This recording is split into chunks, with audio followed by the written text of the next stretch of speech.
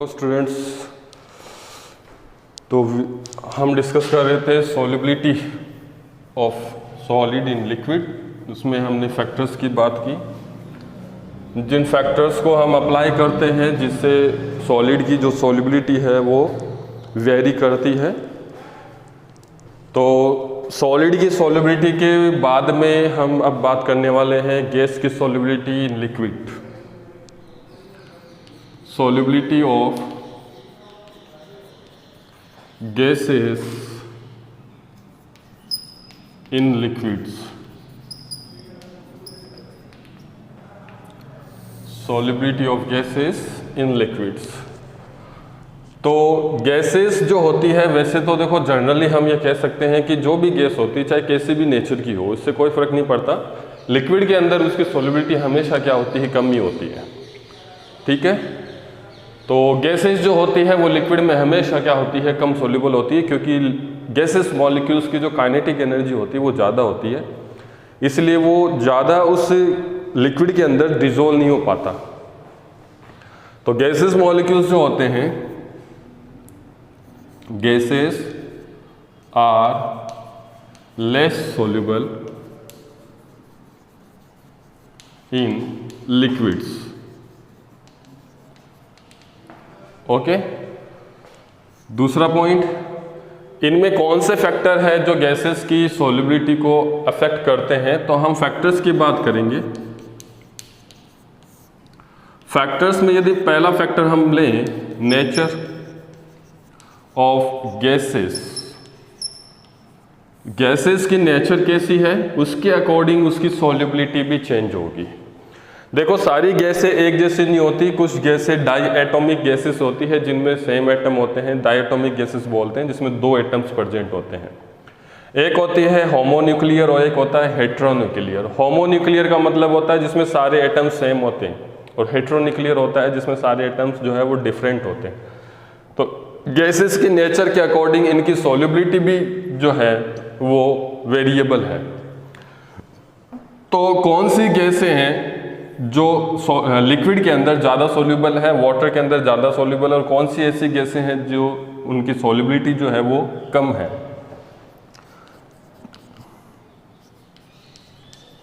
Those gases are more soluble in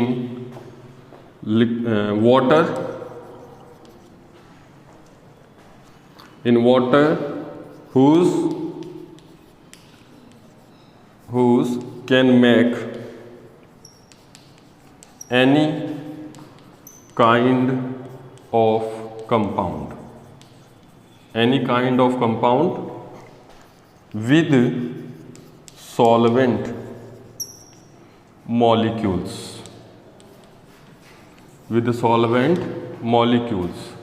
यानी कि वो गैसें ज़्यादा सोल्यूबल होती है जो सॉल्वेंट के साथ किसी भी टाइप का कंपाउंड बना सकती है। तो यदि वो कोई कंपाउंड बनाती है तो उसकी सॉल्युबिलिटी हाई रहेगी, और वो गैसेस जो किसी भी टाइप का कंपाउंड नहीं बनाती वो कम सॉल्युबल होती है। जैसे फॉर एग्जांपल यदि हम अमोनिया गैस की बात करें, हेट्रोन्यूक्लियर गैस है ये अमोनिया, इसे हम वाटर में डिसॉल्व करें, लिक्विड है, ये सॉल्वेंट है, तो अमोनिया जो है वो वाटर के साथ कंबाइन होती है और कंबाइन होकर कंपाउंड बनाती है NH4OH। इसे बोलते हैं अमोनियम हाइड्रोक्साइड, अमोनियम हाइड्रोक्साइड, या फिर हम इसे कह सकते हैं लिक्विड अमोनिया, यानी एक्वस अमोनिया, ऐसे भी बोल सकते हैं एक्वस अमोनिया, क्योंकि अमोनिया गैस जो होगी वो वाटर के साथ हमेशा इस फॉर्म में रहती है। और ये जो NH4OH लिखा है हमने अमोनियम हाइड्रोक्साइड, ये एक टाइप का वीक बेस है, वीक बेस है जो आयनाइज रहता है वाटर के अंदर, आयंस के अंदर NH4 पॉजिटिव आयन और OH negative ion, ammonium cation और हाइड्रोक्साइड एनायन। तो अमोनिया गैस जो है वो वाटर के साथ कंबाइन होकर एक कंपाउंड का फॉर्मेशन करती है, और वो जो कंपाउंड इस पे बनता है वो एक वीक बेस होता है जिसका नाम होता है ammonium hydroxide. Ammonium hydroxide weak base होने के कारण पार्शियली क्या होता है, आयनाइजेबल होता है और ये आयंस में टूट जाता है। तो इसी कारण अमोनिया गैस की सॉल्युबिलिटी जो है वो ऑक्सीजन की यदि बात करें, ऑक्सीजन प्लस वाटर, इसकी सॉल्युबिलिटी बहुत ही कम होती है कंपेयर टू अमोनिया। अब ऑक्सीजन की सॉल्युबिलिटी कम क्यों होगी, क्योंकि ऑक्सीजन जो है वो वाटर के साथ यानी सॉल्वेंट के साथ किसी भी टाइप का कंपाउंड नहीं बनाती है। तो ऐसी गैसें जो कंपाउंड का फॉर्मेशन नहीं कर रही है उनकी सॉल्युबिलिटी हमेशा क्या होती है, उन गैसेस से कम होती है जो सॉल्वेंट के मॉलिक्यूल्स के साथ कंबाइन होकर किसी न टाइप का कोई कंपाउंड फॉर्मेशन करती है। तो अमोनिया गैस की सॉल्युबिलिटी ऑक्सीजन से क्या रहेगी, हायर रहेगी। तो इस नेचर के बेसिस पर हम देख सकते हैं कि कौन सी गैस ज़्यादा सॉल्युबल है और कौन सी गैस कम सॉल्युबल है। इसीलिए क्या होता है कि वाटर में ऑक्सीजन की जो लेवल है वो कम ही होता है, क्योंकि ऑक्सीजन जो है वो बहुत ही कम सॉल्युबल होती है वाटर के अंदर, बाकी अमोनिया गैस जो है वो ज़्यादा सॉल्युबल होती है। ओके, आगे देखो, यदि हम HCl गैस को वाटर में ऐड करें तो HCl जो है वो वाटर में ऐड होकर बनाती है H3O positive and Cl negative. तो ये भी किसी न किसी टाइप का कंपाउंड बना लेती है। SO2 गैस की बात करें तो ये भी वाटर के साथ कंबाइन होता है और H2SO3 बनाता है सल्फ्यूरस एसिड, सल्फ्यूरस एसिड।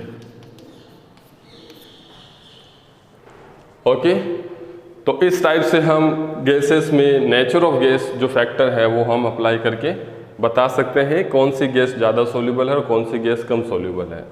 तो इसकी बेसिस पर एक वर्ड होता है absorption coefficient. Absorption coefficient, absorption coefficient क्या होता है, ये होता है किसी भी यूनिट वॉल्यूम में, यूनिट वॉल्यूम ऑफ लिक्विड में कितने ग्राम गैस जो है वो डिजोल्व है। तो उसकी जो मात्रा है यूनिट वॉल्यूम के अंदर, उस मात्रा को हम कहते हैं एब्जॉर्प्शन कोफिशिएंट। तो the amount of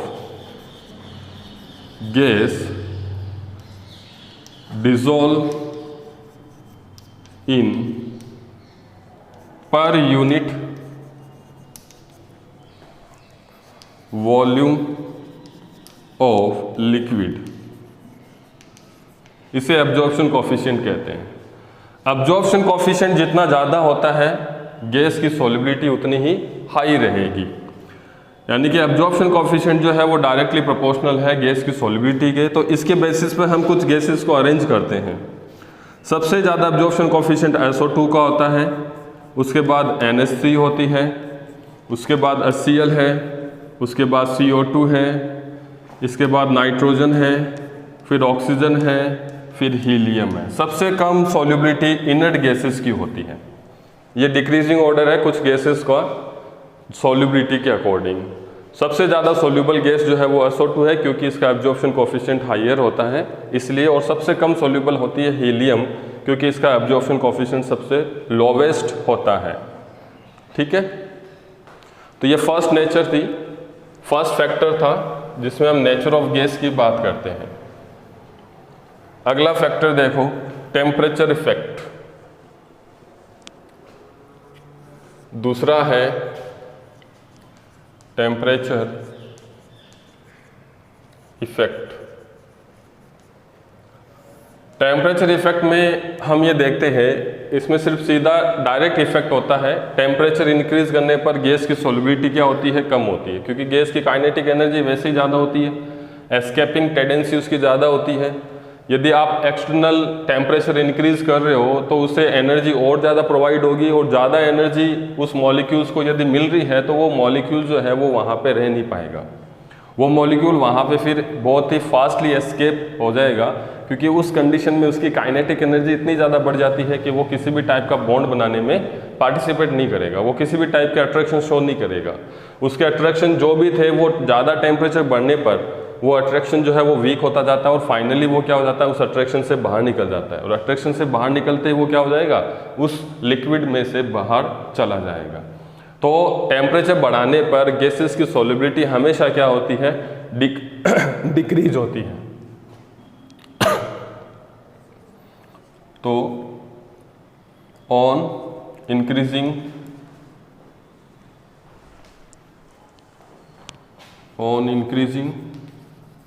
temperature, the solubility of gases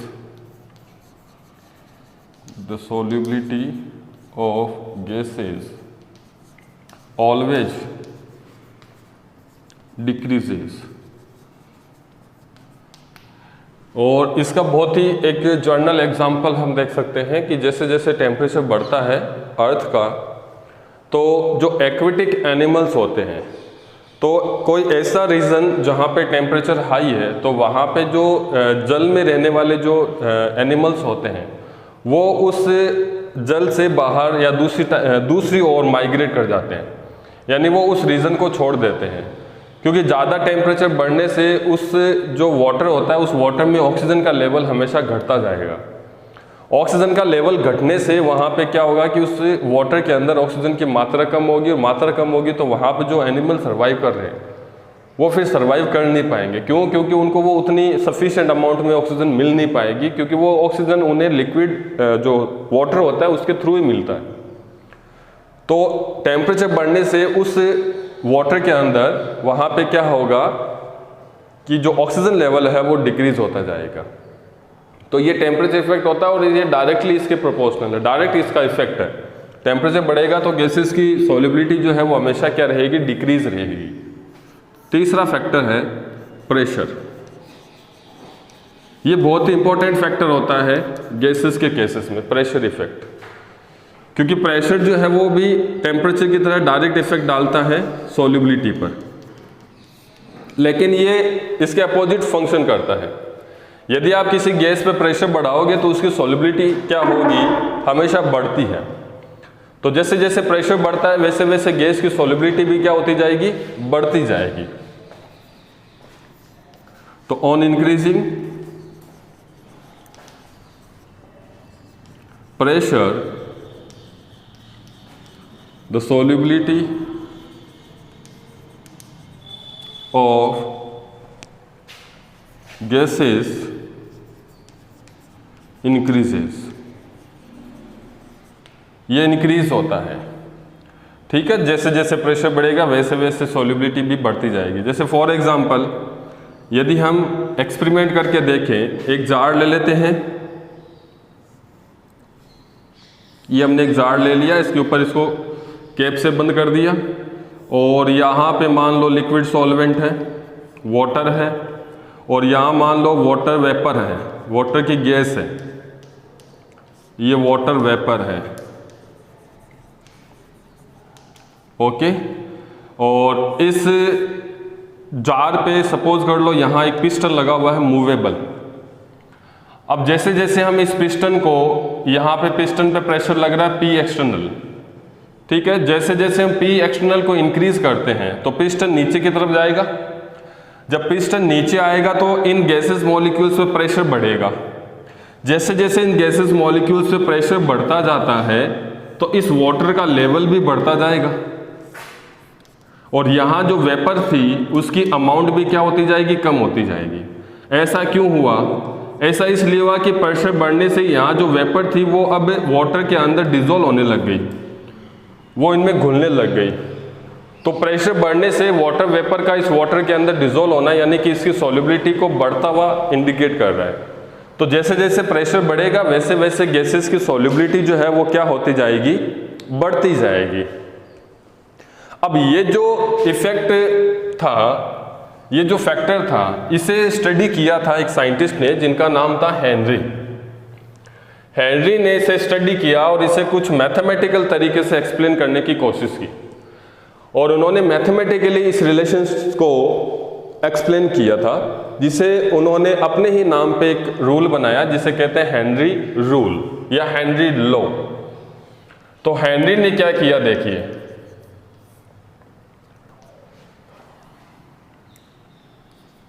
he gave a relation between pressure of gas and solubility of gas in liquid solvent. In liquid solvent, and proposed a law known as Henry law.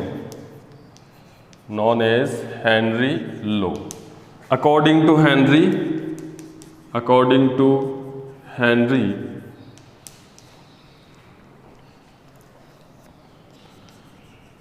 the amount of gas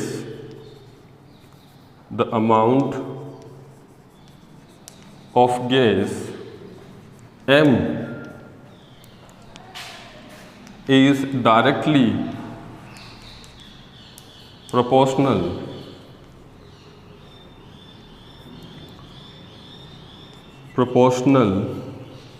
to the pressure of gas. यह Henry law के नाम से जाना गया। यानी कि amount of gas जो dissolve हो रही है, जो घुल रही है, ठीक है, अमाउंट ऑफ डिजोल्व गैस लिख सकते हैं हम। Dissolve gas is directly proportional to the pressure of gas. तो pressure of gas P gas directly proportional to M gas. M क्या है? उसकी सॉल्युबिलिटी है। एम क्या है? गैस की सॉल्युबिलिटी है, कितनी अमाउंट में वो घुला। तो वो प्रेशर के डायरेक्ट प्रोपोर्शनल था। तो जैसे जैसे प्रेशर बढ़ेगा वैसे वैसे अमाउंट ऑफ गैस भी क्या होगी? बढ़ेगी। यानी कि यदि हम इसमें ग्राफ प्लॉट करें, यहाँ पे हम प्रेशर लगा देते हैं और यहाँ पे हम एम लगा देते हैं, तो कैसा ग्राफ बनेगा?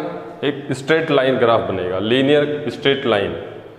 तो इसका मतलब ये है कि जैसे प्रेशर इंक्रीज होगा वैसे वैसे सॉल्युबिलिटी भी गैस की क्या होती जाएगी? इंक्रीज होती जाएगी। तो P गैस प्रोपोर्शनल कांस्टेंट हटा लेते हैं तो यहाँ पे कांस्टेंट आता है KH और यहाँ रहेगा M गैस। KH जो है वो एक प्रोपोर्शनल कांस्टेंट है जिसे हेनरी कांस्टेंट के नाम से जानते हैं। इसे हेनरी कांस्टेंट ही कहते हैं, ठीक है। तो ये था हेनरी लॉ। अब इस हेनरी लॉ को आगे थोड़ा सा क्या किया? मॉडिफाई किया गया। इसमें जो हम बात कर रहे थे सॉल्युबिलिटी ऑफ गैसेस की, तो किसी भी सॉल्वेंट के अंदर हम सॉल्युबिलिटी डायरेक्टली निकालने के लिए कैपेबल नहीं है। तो वो थोड़ा सा डिफ़िकल्ट प्रोसेस होता है कि हम किसी गैस की सॉल्युबिलिटी बता दें सॉल्वेंट के अंदर। तो इसलिए हमें कोई ना कोई एक टर्म्स लेनी पड़ती है जिस टर्म से हम इजीली बता पाएँ कि कितना वो सॉल्युबल है, कितनी मात्रा उसकी घुली हुई है। तो हेनरी लॉ को फिर थोड़ा सा मॉडिफाई किया गया और फिर उन्होंने क्या किया कि जो सॉल्युबिलिटी थी गैसेस की, सॉल्युबिलिटी यानी कि M जो था उसे रिप्लेस किया इन्होंने मोल फ्रैक्शन से, मोल फ्रैक्शन ऑफ गैस। क्योंकि मोल फ्रैक्शन से हम बता सकते हैं कि वो कितना फ्रैक्शन में डिसॉल्व है, उसकी सॉल्युबिलिटी बताई जा सकती है। तो मॉडिफाइड हेनरी लॉ में हम सॉल्युबिलिटी M जो है उसके स्थान पे हम क्या करते हैं? मोल फ्रैक्शन ऑफ गैस करते हैं। तो अब जो मॉडिफाइड रूल होगा वो क्या होगा? According to Henry,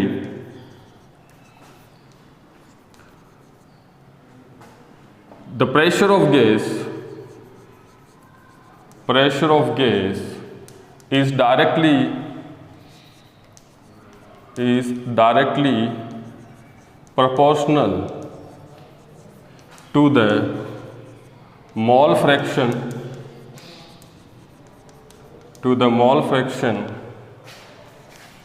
of gas। इसे हेनरी लॉ कहते हैं, कॉल्ड एज हेनरी लॉ।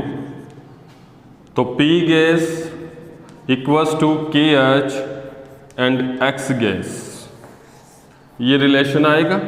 तो P गैस और X गैस में हम यदि ग्राफ प्लॉट करें तो P गैस यहाँ ले लेते हैं और X गैस यहाँ ले लेते हैं, तो क्या आएगा, एक सीधी लाइन आएगी, डायरेक्ट प्रोपोर्शनल है।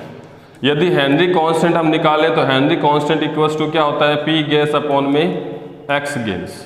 तो इस रिलेशन से हम देख सकते हैं कि हेनरी कांस्टेंट जिस गैस के लिए ज़्यादा होगा उसकी मोल फ्रैक्शन कम होगी। मोल फ्रैक्शन कम होने का मतलब उसकी सॉल्युबिलिटी कम होगी। तो इस रिलेशन से ये देख सकते हैं कि किसी भी गैस के लिए यदि KH की वैल्यू ज़्यादा है तो उसकी जो सॉल्युबिलिटी होगी वो क्या होगी, कम होगी। जैसे हीलियम गैस है तो हीलियम गैस के लिए KH जो है वो हाइयर होता है, सबसे ज़्यादा होता है हीलियम के लिए। तो हीलियम की सॉल्युबिलिटी जो हो वो क्या होगी, सबसे कम होगी। और सबसे कम KH की वैल्यू होती है SO2 गैस के लिए, तो SO2 गैस की सॉल्युबिलिटी जो है वो सबसे ज़्यादा होगी। बस ये KH कांस्टेंट से हम बता सकते हैं कि कौन सी गैस कितनी सॉल्युबल है। तो ये था हेनरी लॉ। आपको जब हेनरी लॉ पूछे एग्जाम में तो आपको ये लॉ लिखना है, इसका मॉडिफाइड फॉर्म। इस लॉ को हम ज़्यादा यूज़ करते हैं क्योंकि यहाँ जो टर्म यूज हुई है वो हम मैथमेटिकली कैलकुलेट कर सकते हैं बड़े ही ईजिली, इसलिए हम इस लॉ को यूज करेंगे। ठीक है, तो आज की क्लास हम यही ख़त्म करेंगे। अब इससे 2-4 क्वेश्चन करेंगे न्यूमेरिकल, वो हम अपनी नेक्स्ट क्लास में पढ़ेंगे। ठीक है, थैंक यू।